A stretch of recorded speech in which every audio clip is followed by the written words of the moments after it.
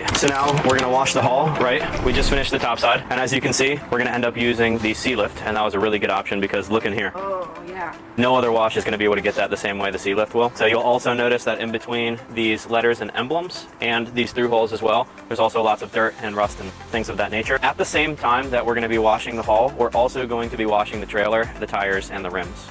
That is going to put you well apart your competition as well if a client comes back to their boat and that you go as far as tire shine, which we can do as well. So we'll do the tire shine. Again, this glass that we just cleaned, it's going to get wet again due to the wash that we're about to do here. So that means we're just gonna have to go back up at some point, quickly just dry it down.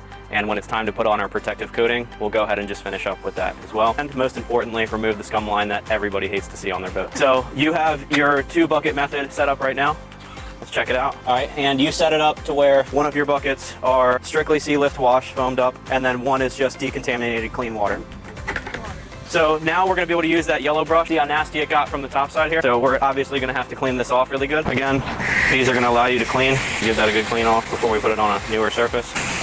And it never hurts to actually use some of the product because it's meant to get that organic buildup here. Boats that are ceramic coated or have a very strong layer of protection on there, this will scratch the surface. So this brush is great if the boat is in this condition. We're gonna be intentionally stripping everything off. Does that make sense? Yeah. We're gonna go do our pre-rinse here, get everything nice. You can actually do this part. So remember how I told you sometimes, worst case scenario, you will have to use acid on this yellow scum line? And it's one of the only products that's gonna remove it if it's bad enough. We're gonna put some soap on there. And if our soap alone is not gonna be able to remove this, we're gonna go more aggressive. But if we don't have to use the acid, let's not do it. Let's see if, does that look like it got it all to you? Can you see any more of that yellow scum line? Now let's do it over here. Can you see any more of that scum line? So what does that tell you? Yep, so exactly. Right here, the scum line embedded itself into the gel coat a little bit more, meaning we won't have to use acid on the whole boat, only on this front area where it penetrated the gel coat more. I'm sure you are, but like you go see somebody's boat, can you tell if they have a gel coat on it versus not? A lot of the time you can, and one of the better ways to tell if it's paint or gel coat is you can look towards the rub rail of the boat, and sometimes you can see imperfections in the paint, almost like folding or bubbling, or sometimes even runniness towards the either bottom or top, usually right under the rub rail. A lot of times you cannot tell, however, they do need to be treated a little bit different. A lot of the polishes, compounds, wax, sealants, and acids and degreasers are generally safe on gel coat and painted surfaces, but sometimes that paint is either old or failing or softer over time, and some of the more aggressive chemicals can start to eat away at that paint. So you just need to be mindful if you're not sure. So just be very careful with some of the products that you're using if you're not sure if it's paint or gel coat. And these are the things that you need to be really careful of when you're buffing. Do you remember what the big buffer is called? Close, rotary. That's a great way to remember it. Rotation, rotary, that's actually why it's called that.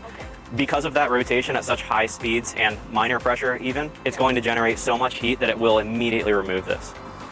So if a client just got a brand new pinstripe installed and it's still even a little bit soft, it's instantly coming off. But even old chaparrals that are 15, 20 years old with really stuck on decals can also immediately come off with a rotary at a high enough speed. So that's why I will be demonstrating how to properly buff over this without destroying it and how to tape everything off.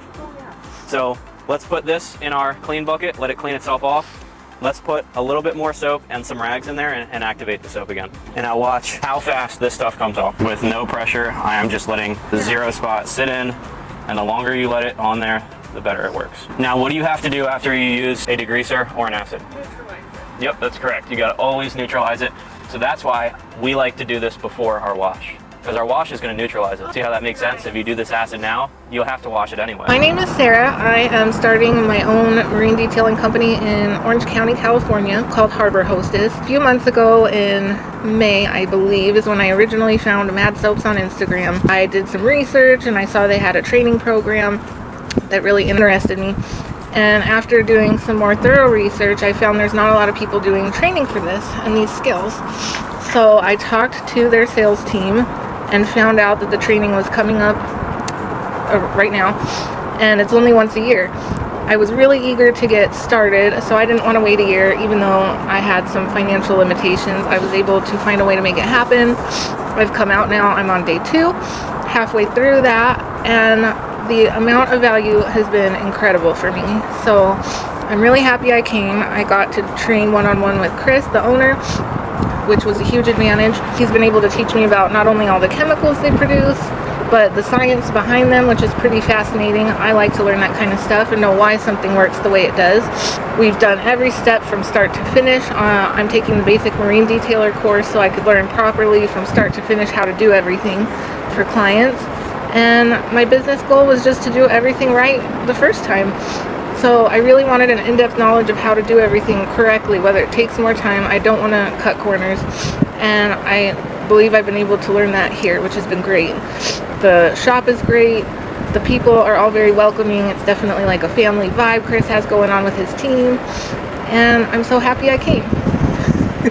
Sarah chose Mad Soaps because she wanted to learn from somebody who actually built a marine detailing business from the ground up. From our family-oriented approach and hands-on training to affordable products, student discounts, and consistent support after the training, we're here to help you build your business, not just teach you how to detail. If you're ready to get started in marine training, go to shopmadsoaps.com and hit Mad Pros